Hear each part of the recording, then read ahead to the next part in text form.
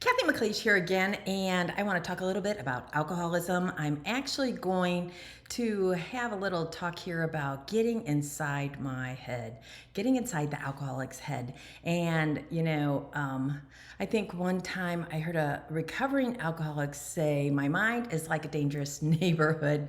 You never want to go in there alone."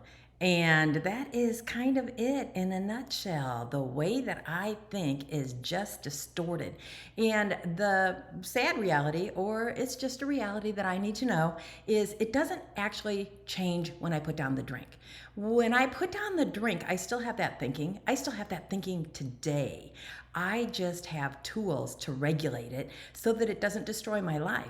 And that is huge. So, just to give you an example, we were having a family reunion at our home, and I needed this table for something. I forget the details, but I ordered a table, and my husband said, "I don't know if that's going to work." And I said, "Well, we could just use it for the reunion and then we could take it back and then we'll get one for that, later on when we figure out the dimensions." And he said, "We aren't going to do that. If we buy it and use it, we keep it. We are not those people anymore." And I was thinking, well, obviously you're not that person anymore, but I think I'm still that person. So I had to think about it. Like he was saying, the way our honesty has leveled up, that we would never buy something and use it and then return it.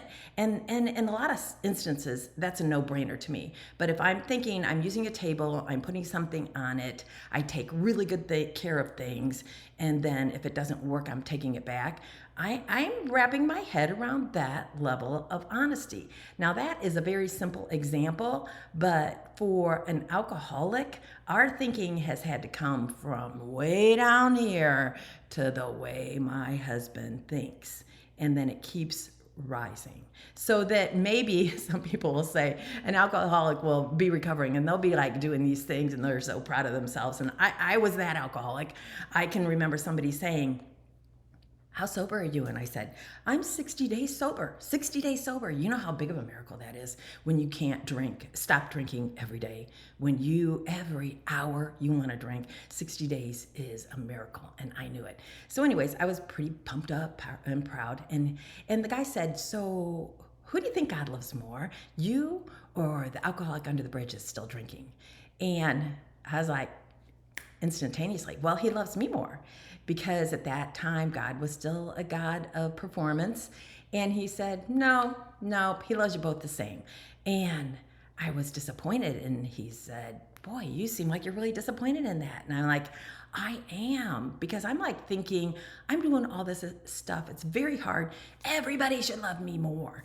And he was saying, "Isn't it great that if this doesn't work, if you happen to go back, if you happen to relapse, you still know you're loved the same?" And that's, unconditional love. You don't get that from a lot of the humans. The closer they are to your nasty situation, the less they can do it. And that's totally understandable. But what he was saying is kind of like, we want to puff up what we do and we want everybody to notice it. And actually, one guy said one time, "Oh, you want a lot of credit for doing what you should have been doing all along." And it's true, because what we're doing when we start to change is new for us, and it's big for us, and it's actually even hard for us. Am I saying that, you have to take kid gloves to handle us? Maybe I actually am, but no, not necessarily. But you have to, maybe it would help to understand the mindset of, we do think that what we're doing is kind of a big deal. That's what's going on in the alcoholic's mind. And I can remember, I wanted people to notice my change. I wanted them to see I was being such an intentional, better mother. I was being a better worker. And it was, kind of like, please notice me. And other people were doing things in their lives, and I wasn't looking to notice them, but I was certainly very aware of the progress I was making in my life, and I wanted everybody to shine a light on it. Unfortunately for the alcoholic, it is like doing that one day at a time is the slogan for the rest of your life. And we are like thrill seekers, fast, we want instant gratification. I want to feel good now. That's why some alcoholics will put down a drink and pick up some food. They'll put down a drink and then start going crazy being a workaholic. They'll put down a drink and get into exercise. Awesome if you pick up something healthy. It's even better if you can pick up something and balance your life. Because when we put down the drink, there is a huge, huge void. And there needs to be something else we pick up. A lot of times it is recovery, and people will delve into recovery, and other people that are doing what they're doing, and meetings and gatherings where that's being done. And the people in their life that were waiting for them to wake up and be a part of their life are like, what the hell? You might as well be drinking. And in a sense, that's true. You really don't want them drinking, but in a sense, they're still absent. And the thinking there is, until they're on their feet, maybe that is kind of a good sacrifice. If you can allow that person to get their bearings, and then if they have, a good group of people trying to help them, they will help them balance their life back out. I do not condone a person that is in recovery telling everybody in their life that, it's a selfish time in their life and they have to take care of themselves. It is true that if they don't take care of themselves, they're not going to be any good to anybody else in their life, but there is a balance. And I am called to ease back into my life as a humble person, even though it hurts, because other people have been so sorely disappointed that I'm not going to win back their faith and love. Like I might get the unconditional love of these other people that are doing what I'm doing, and in those groups, they can give us unconditional love. And it's awesome because we have hurt so many people that our circle of people that can tolerate us is very small. So it feels good to be in those circles. But the reason that I can give another recovering person all of that empathy, compassion, and love is, one, because I was them and I know how it feels. And two, because they're not living in my basement. They're not stealing out of my purse. They're not disappointing me, driving without my car without a license. They're not doing all of these things that hinder and threaten my existence. So it's easy for me to try and love them forward. It's a little bit harder to get that in your home environment. And so on both sides, the people in the early recovering person's life have to be just a little more patient because they are a little bit dense maybe. I couldn't see things. Other people would be like, shouting a cold hard truth at me, and I'd be like, shoo, shoo, shoo. And I couldn't see until I could see. So those people might have to be a little bit more patient than they want to be. And then the person in recovery has to start to do the things that are uncomfortable faster than they actually want to do them, because that's how they're going to get to feel comfortable in their new life. And that is how we're going to be able to hold our head up, look in the mirror, and say, I have changed. I can see change. Other people are starting to see change. And it is, it is necessary. It is important. And it is a good thing that I do not take a drink today. So if you were going to get inside my head, and I'm not sober yet, the way that I think surrounds the drink. So you might not see this. Okay, say there's a wedding this weekend, and it's close friends. Jesse and Tom are getting married, and you asked me if I want to go, and I'm like, so where's the wedding? And instantly I know that wedding is going to be a dry wedding, and so I don't want to go. I don't want to go. It's a dry wedding. And I'm kind of like, no, I don't think so. We're not that close to them. So you start this whole argument about why I should love Jessica and who did I say she's marrying? Tom, John. And I am already done because there's no alcohol at that wedding. The birthday party that is at the nephew's house of your brother that got sober 3 years ago, that doesn't believe in serving alcohol when there's kids around. I don't want to go to that birthday party. Why would I want to go to that birthday party? So maybe I pick at your brother, and you're like, hey, my brother isn't all that bad. He likes you. He really cares about you. Remember when he did this, this, and this? And it's like, I'm done because there's no alcohol at the birthday party. And so what I choose to do surrounds my drinking. We go on a vacation with 3 other couples and everybody wants to go hiking tomorrow and I have a headache. Really what I have is a desire to drink all day long while you guys are climbing the mountain. How about that? That sounds really good to an alcoholic. But if you aren't in my head, you think I have a headache and you worry about me while you're climbing and you're supposed to be enjoying your day. And I'm back, drinking, able to do what I want to do when I want to do it without anybody counting my drinks. So the way that I think before I get sober is surrounding alcohol. It's surrounding alcohol and even to the point that I could come home and argue with you about, did you call the electrician for the problem in the basement? And you didn't. So I could argue with you so that I could leave again so that I could drink. Do I really care about the electrician in the basement? No, I don't.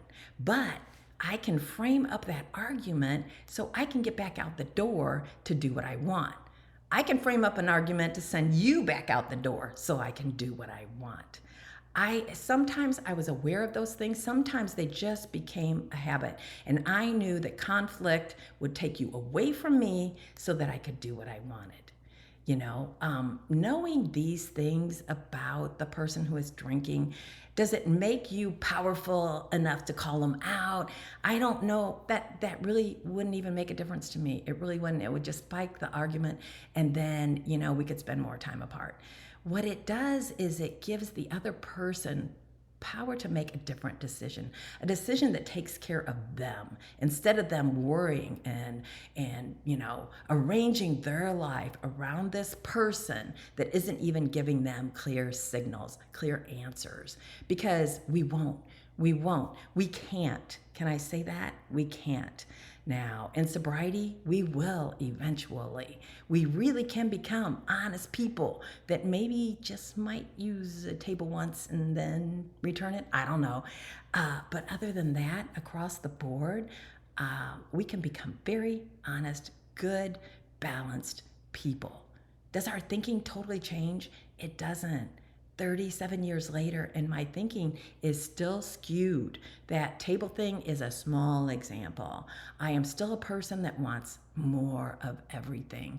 I want, instant gratification. It doesn't make sense, and I can see it because I know my patterns, but that's from a process of breaking Cathy down, finding out what was holding her back, and then rebuilding her into the person that I was intended to be. Another instance that really I struggled with is, and I think most alcoholics do, the closer the environment is to our heart, the harder it is to maneuver in our alcoholism, in our sobriety. So family get-togethers, ooh. So I may not want to go, and you're like, everybody's going, all the siblings are going to be there. And it's like, I don't want to go because when I go there, even if they're drinking, I turn back into a 15-year-old, and I'm talking to my brothers or my sisters or my parents, and I'm a child again. And a lot of times, whatever is going on with me happened at a time when I couldn't really decipher what was going on. So I was bringing in emotions and feelings and judgments in situations where I was 6, 8, 10 years old, and I haven't sorted them out. So when I go back into that family environment, I am that person again that has all those raw emotions and feelings that may or may not be valid because I've never had the tools to really look at them. And so in that environment, I am my most vulnerable self. And that person really wants to take a drink. And that person, if they take a drink, might just find the nerve to start arguing about those things they are yet to understand with those people that maybe they feel in their mind have injured them. So the closer the environment is to my heart, when I'm drinking, it is very hard for me to go in there. And it's almost dangerous for me to go in there. And when I'm sober, it's still very scary because for a lot of years, I still went back into my family environment. And as hard as I'd worked on myself, I could be different in this group. I mean, strong. This was the strong new Cathy over here, the strong new Cathy over here, the strong new Cathy here. And then I'd go into my family environment and I was 13 again. And it's like, why? And it's like, because it's the most natural thing. I spent all that time there. Those emotions were rooted there. And that is my raw atmosphere that I have a lot of work to do to work out of. And I can work out of it and I can still feel a little bit uncomfortable when I'm in it. That is still sometimes the thing today. But today, the tools that I have help me to see, oh, that's what was going on. Oh, she said that, and that triggered that old lie. Oh, he focused on that, and that story came up from when I was 12 in my heart and made me defensive. So these are just some things that you can think about. I don't know if it helps or if it just blows your mind in the way that an alcoholic thinks. And I just commend anybody that is watching this video that you care enough about yourself or your alcoholic to know what is going on. But the bottom line is we can only change ourselves. If you are struggling with alcohol, take 30 days, get on the other side, see if you can go without a drink, see if it is really your problem, see if your life doesn't improve if you do. And if you are the person that is with that person, loving that person, it's your child, it's your parent, then take care of yourself. Find out more about what is going on with them, but more importantly, with you, because of what's going on with them, because those are the things that you can change. And in that change is your freedom. So take 1, 2, 3 steps this week to be more free from us, from alcoholism, and how it is affecting your life. Thanks for joining me. This is Cathy McLeish, and I'm doing a series on alcoholism just to raise awareness, maybe kind of combat the ignorance that is behind the disease and that keeps people from talking about it so that there can be some healing. Thanks for subscribing, thanks for following, and thanks for sharing this message.